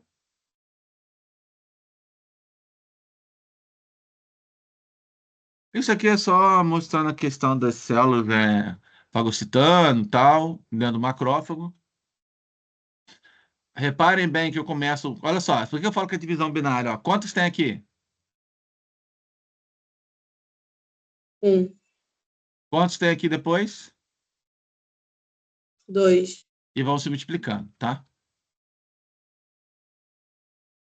Beleza, gente? Então vamos lá agora aqui, ó. As diferenças do tipo de leishmania de modo clínico. A visceral ou calazar, que vai ser causada pela leishmania donovani, leishmania infantum. No Brasil é a Chagas, tá? Vamos lá. Então, pessoal, como é que acontece os sintomas de quem tem a Chagas? Que está contaminado pela leishmania Chagas, que é a doença visceral calazar. Febre regular de longa duração, hepatosplenomegalia, linfadenopatia. Olha aí, ó. Regulado é o quê? Fígado, linfonodo, ó, anemia com leucopenia, né? Baixo número de leucócitos, aí, ó. Hipergamulobulinemia, emagrecimento, edema, que é uma lesão, né? Caxia e morte se não for tratado dentro de 2 anos. Essa daqui, ela é muito mais grave do que a tegumentar, de um modo geral falando. Certo? Reparem bem que aqui eu falo muito de quê? Tudo relacionado ao quê? Sistema linfático, ao sangue e ao quê? ao fígado. Certo ou não?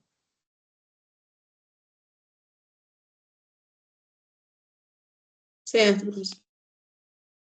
Beleza? Então, vocês entenderam o que eu falei também agora, né?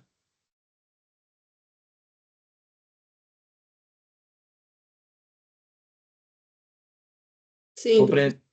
Então, beleza. Então, beleza. Olha, gente, olha como é que fica o tamanho do abdômen do indivíduo. Aumenta, né? Então, geralmente ela é sintomática, oligossintomática, aguda e crônica. O que seria oligossintomática, gente? É uma sintomatologia bem fraquinha, tá? Bem fraca. Certo?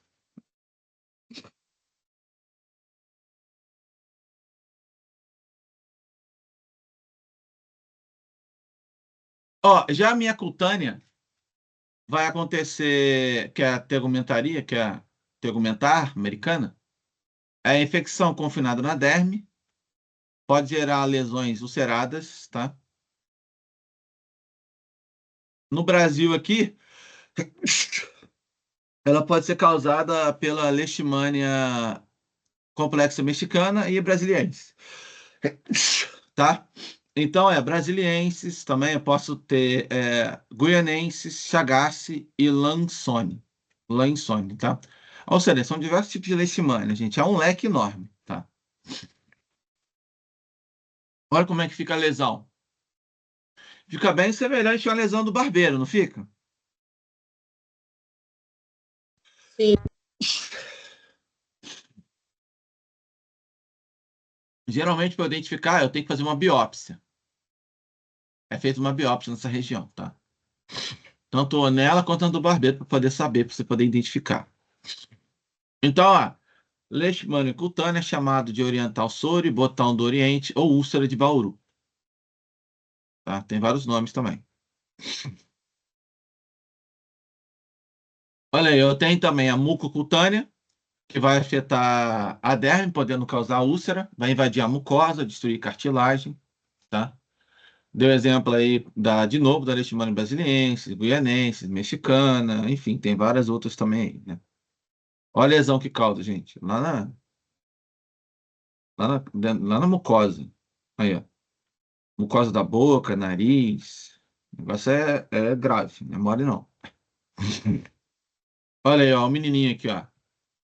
Com edema aqui e no nariz.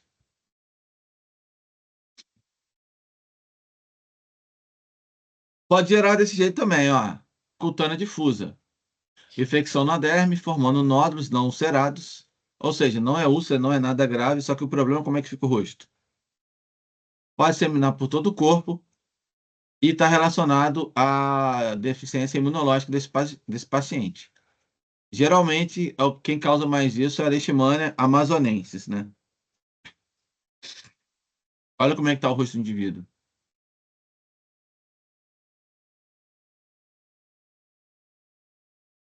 Né?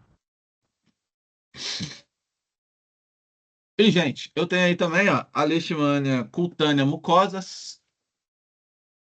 Olha, a incubação varia de 2 a 3 meses. Local de preferência, toda a parte descoberta do corpo, tá? Pode infectar o pápulo vesiculoso, podendo ocorrer também linfagite, ou seja, afetando, e adenite. Resumindo, pessoal, eu quero dizer que em questão de infectar o nariz, falando mais popularmente, a boca, tudo isso aí pode gerar lesões, tá? Podendo levar a ulceração crônica, pode ser indolor, pode levar a contornos regulares, uma borda saliente, uma lesões, tá? Pode ser gerar uma região ficar mais granulosa, né? Aquele aspecto mais granuloso, tá? E dependendo da lesão, se ela for muito antiga, vocês podem ver no rosto do indivíduo, essa formação de crosta e ela pode levar até uma infecção secundária, como uma infecção bacteriana.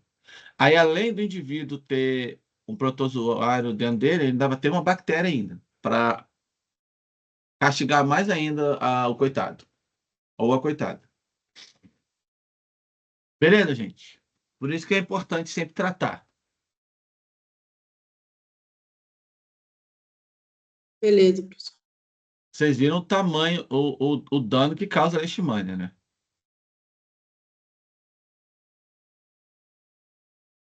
Terrível. Terrível, exatamente a palavra. Então, gente, os sintomas vão variar, tá? Eu tenho na tegumentária aí, ó, que é lá da pele. Pequena elevação avermelhada na pele, que vai aumentando até se tornar uma ferida, que pode estar recoberto por uma crosta ou uma secreção purulenta. Há também a possibilidade da sua manifestação se dá através de lesões inflamatórias no nariz ou na boca. Na visceral, ocorre uma febre irregular, ocasionando uma anemia, indisposição, palidez da pele da mucosa também, perda de peso, inchaço abdominal devido ao aumento do fígado e do baço. Como é que é feito o diagnóstico? Na verdade, depende, né? Mas, de um modo geral, é o exame de sangue e a gente fazer exame de anticorpo também, para detectar, usando biópsia, fazendo raspagem da lesão, no caso das feridas. Então, resumindo, para eu fazer uma biópsia, eu vou usar para tegumental ou para visceral?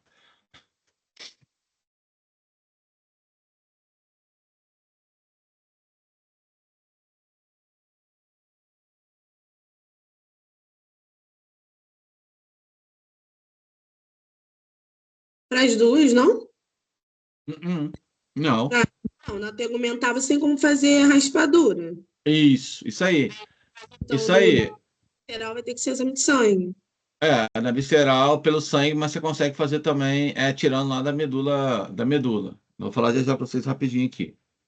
Mas, porque a biópsia não vai ser tão fácil você fazer a retirada, não, né? Só se for através da injeção. Mas, olha aí, ó. Vai variar, né? Na tegumentar, é uma biópsia na lesão, faz um esfregaço e uma lâmina de vidro leva ao microscópio. E a visceral, você faz uma punção lá na medula óssea externa e com esse produto você pode fazer um esfregaço ou semear no meio de cultura também. Beleza? Então eu faço uma punção lá na medula óssea para poder retirar. E aí tem aqui, né? E o teste imunológico, na tegumentar, estou explicando o método, né? Numa injeção intradérmica com antígeno. Aí você espera entre mais ou menos 2 dias ou 3. E na visceral você usa métodos como imunofluorescência indireta, ELISA e ELISA, que é o método menos invasivo. Certo? Certo. E a prevenção, gente? Medidas de prevenção e controle ainda não foram capazes de impedir a ocorrência da doença. Entretanto, é aquela história, né? Vai usar repelente para afastar aquele. Armazenar adequadamente o lixo orgânico, a fim de evitar a ação do mosquito. Evitar banho de rio ao entardecer, porque ele vai estar lá. Ou seja, esse mosquito aqui é vespertino, tá? Visitar o médico em caso de feridas. Evitar animais domésticos com feridas características. Não utilizar agulhas de terceiros, tá? É claro, existem repelentes para os cachorrinhos também, para evitar de eles serem picados também pelo flebotomia, tá? Então, é igual aí, revisando, né? Proteção individual com repelente, combater o vetor, tratar os doentes. Caso necessário, isso não é uma regra, sacrificar os reservatórios, infelizmente, dependendo do nível que tiver, aí tem que sacrificar o cachorro, porque não tem tratamento adequado para ele ainda, tá? Pulverizar, jogar inseticida nas casas, em acampamentos próximos, vacinar os reservatórios, por isso que é bom a vacina, tá? Os cachorros, né? Gatos. Evitar construir casas próximas às matas, evitar banho de rios ou igarapés perto de matas também, tá? E o tratamento, ainda não existe tratamento para reservatórios do parasita, porém, para o ser humano, para a gente existe glucantime, anfotericina B e uma dieta equilibrada para repor perdas orgânicas provocadas por essa doença também. Então, tem tratamento, a gente tem medicamento para isso, tá? Então, né, gente, o tratamento não pode ser só a gente ficar preocupado em curar, né? Só o indivíduo contaminado. A gente tem que pensar também para evitar que volte a doença de novo. Por isso que eu tenho que estudar tudo, né? Fazer todo o processo. Inclusive, se eu tiver um animal em casa lá, um cachorro, um gato, geralmente, e ele estiver contaminado, eu tenho que tratar ele também, tá? Beleza? Com o diagnóstico a tempo, o tratamento de cura é possível no ser humano. No cão, a doença é incurável, mas pode ser tratada se o estado geral do cão o cão tiver de modo geral bem de saúde e não tiver um nível muito alto de evolução da doença. Então, quando esse cão é tratado, ele acaba eliminando os sintomas, só que ele continua sendo portador, mas ele não deixa de ser transmissor da doença. Isso é importante enfatizar, tá? Beleza?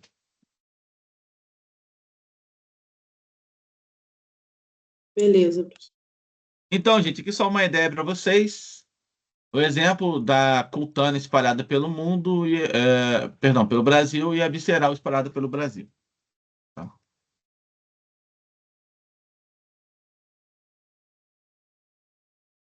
Aqui o ponto-chave, gente. Aí, ó. Leishmania tegumentar, distribuição geográfica, quase mundial.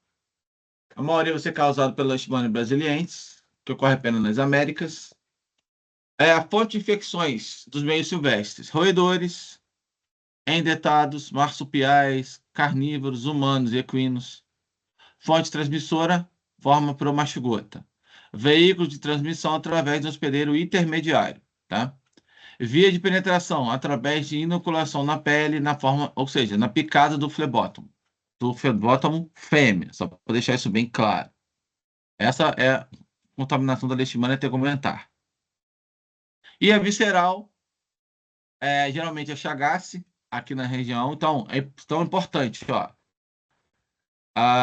Se vocês lembrarem de quem? Da Brasiliense e da Chagas, tá? Então, já se preparem, isso aí que é importante. Forma de infecção, aí, ó, raposa e cães, geralmente. Forma de transmissão, promastigota.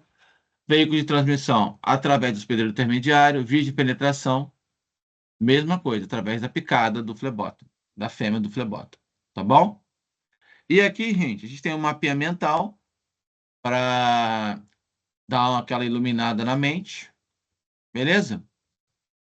E agora vamos lá, gente. Vamos deixar isso mais claro aqui também agora para vocês. Pessoal, como é que tá aí? Como é que foi esse entendimento aí? Vamos lá, até agora.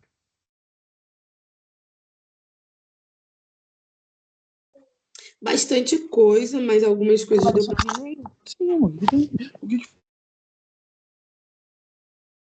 Vai lá, pode continuar, Vanessa, falando.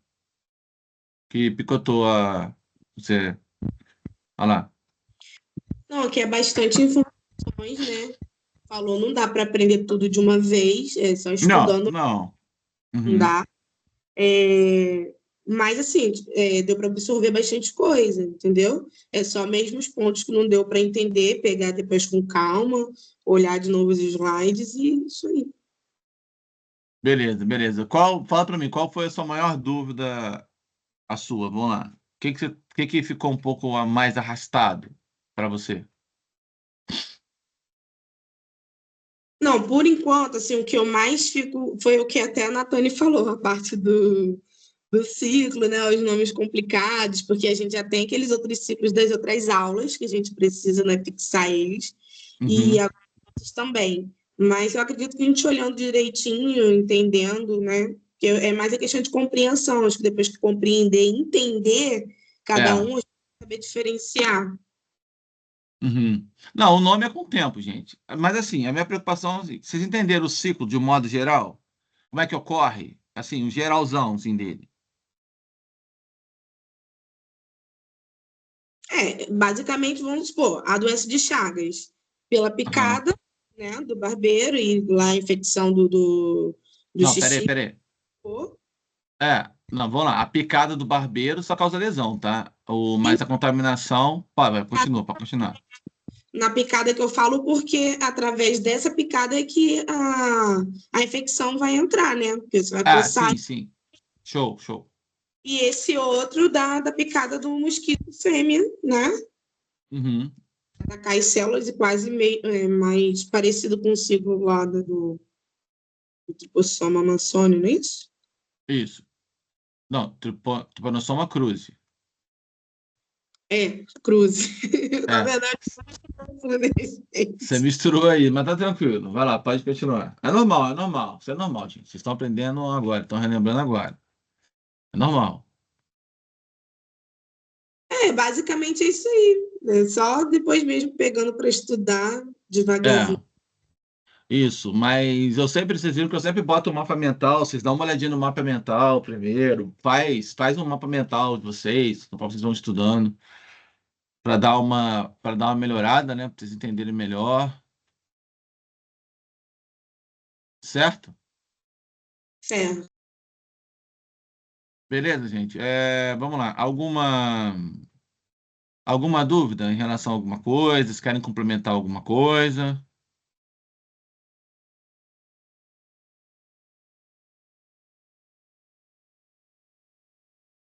Não?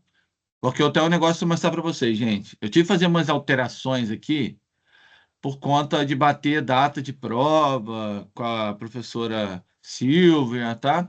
Então, eu fiz uns ajustes aqui no cronograma, tá? Deixa eu dividir com vocês aqui, só um minutinho.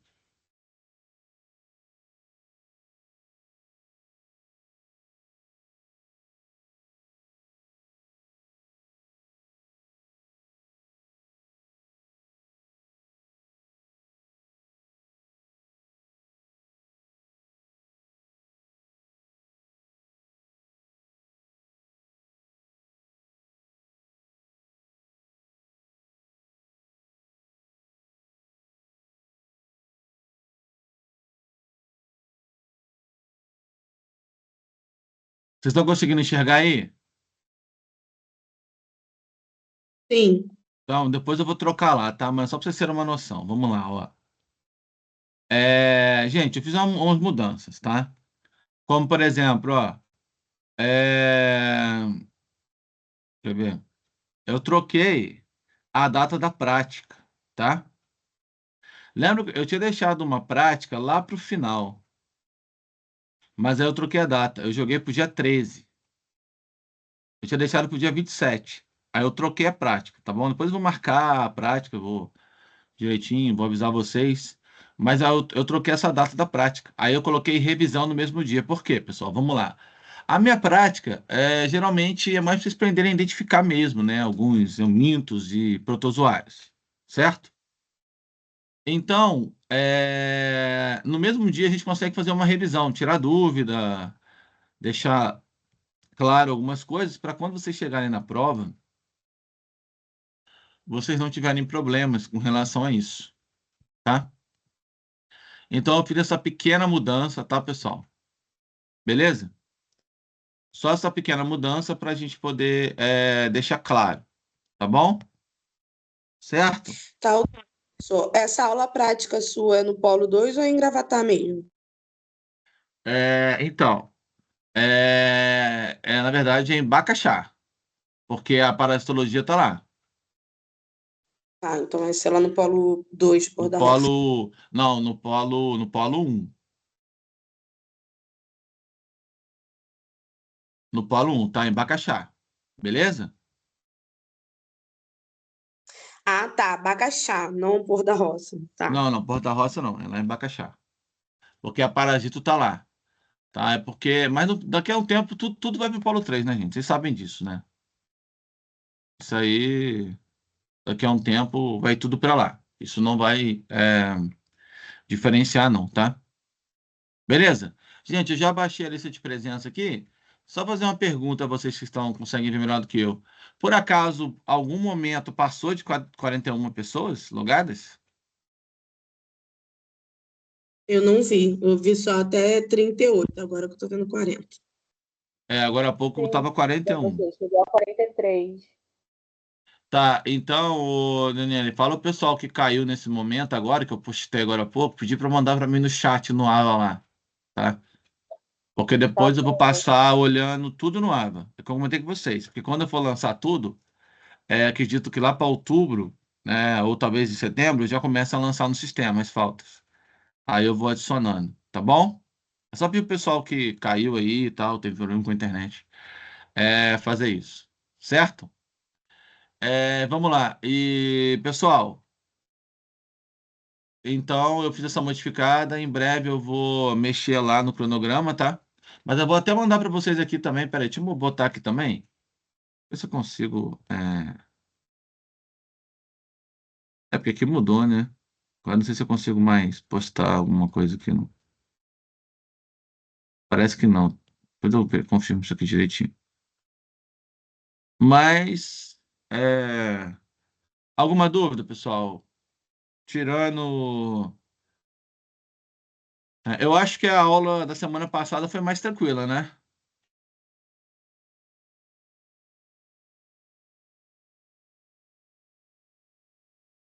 Foi, Foi professor, foi mais tranquila. a aula de hoje foi um pouquinho mais enjoada, né?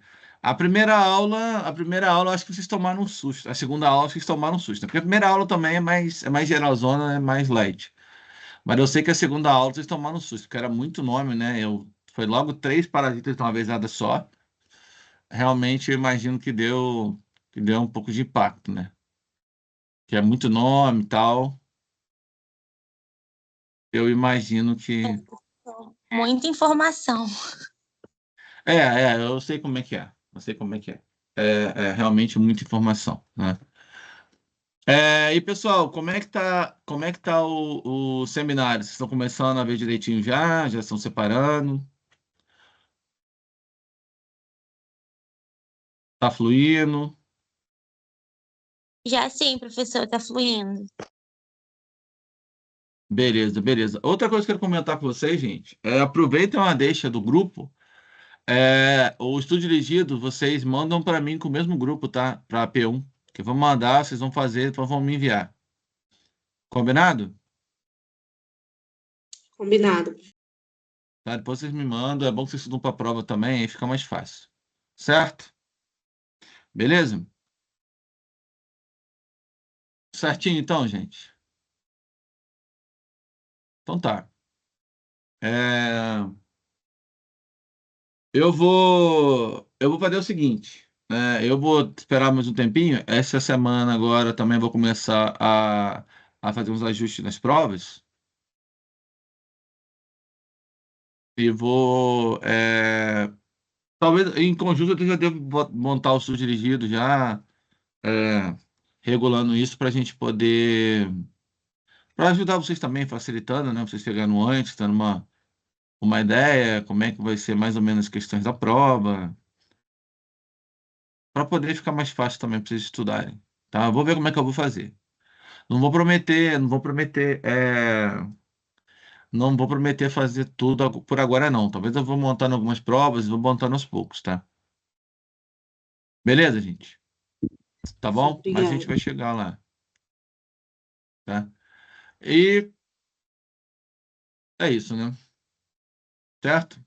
Eu tô esperando dar 8 horas aqui, que é o pau de gravar, que dá o tempo certinho, aí eu libero vocês 8 horas. O Monique, provavelmente sua internet. Ela deve estar oscilando bastante, tá? Depois você dá uma olhadinha aqui, porque eu acredito que o pessoal, por acaso está oscilando, que aqui para mim parece que está normal, né? Não sei se alguém de vocês está oscilando, que a Monique botou aqui que está oscilando, que ela está no celular. Então, eu Pra mim tá estava. normal desde o começo. Pra mim tá tranquilo também. Então, Monique, deve ser sua internet com certeza, tá? Essa oscilação aí, Também.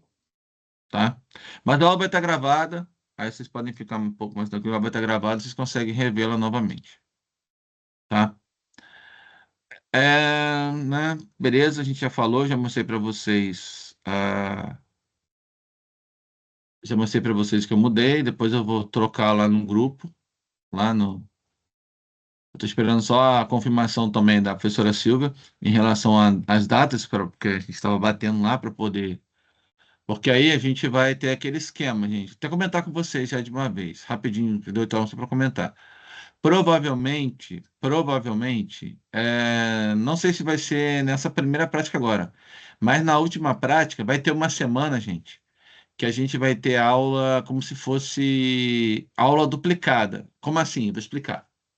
Vocês vão ficar comigo direto, entendeu? A última aula vai terminar 10 horas. Por que que eu estou falando isso? Aí vai ser como se fosse 2 aulas, direto. Porque a professora Silva vai pedir, comentou comigo, né, que a gente fez semestre passado, porque aí vocês vão ter um dia, uma noite toda comigo, isso provavelmente só lá no último semestre. No último semestre, perdão. Para P2, próximo a P2 ali, vocês vão ter aula minha num dia todinho, do laboratório direto, e ela vai pegar com vocês também direto, que aí não vai estar picotado. Ou talvez seja para isso agora também, depois eu vou confirmar com ela direitinho. Tá bom? Beleza? Aí vocês vão ficar ou comigo ou com ela direto, de 6 da noite até 10 horas. A gente vai dividir a turma, claro, para caber todo mundo. No caso aqui são 40 e pouco, né? Isso. Então, aí vai ser dividido em 2 turmas de 20 e pouquinho, aí a gente consegue fazer uma prática melhor. Beleza? Na verdade, acho que tem mais alunos, mas eu acho que não sei se as pessoas estão trabalhando, entendeu? Isso não deve estar em aula. Tá show. Depois a gente confirma o total para eu dividir, então. Show? Beleza, então, gente. É isso que eu tinha para falar. Vou parar de gravar aqui, tá? É isso, gente.